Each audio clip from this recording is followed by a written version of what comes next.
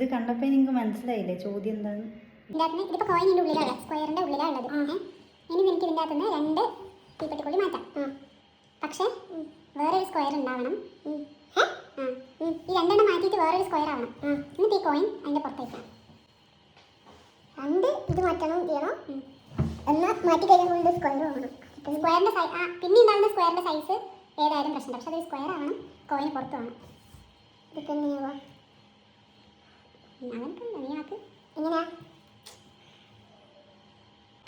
ആ സ്ക്വയറിൻ്റെ സൈസ് ഒരു പ്രശ്നമില്ല. ചിലപ്പോൾ വലിയ സ്ക്വയർ ആവാം, ചിലപ്പോൾ ചെറിയ സ്ക്വയർ ആവാം. ഇത് 2 എണ്ണം മാത്രം മാറ്റി വേറൊന്നും അവിടെ. അതെന്ത് ഒറ്റക്ക് കൊടുത്താൽ മതി.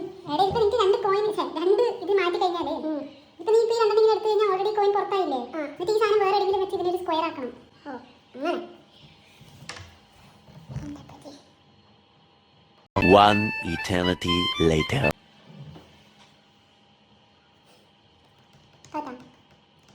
2 കൊള്ളി എടുക്കാൻ വരും. 2 എണ്ണം എടുത്തു. ഇനി ഒരു സ്ക്വയർ ഉണ്ടാക്കണം.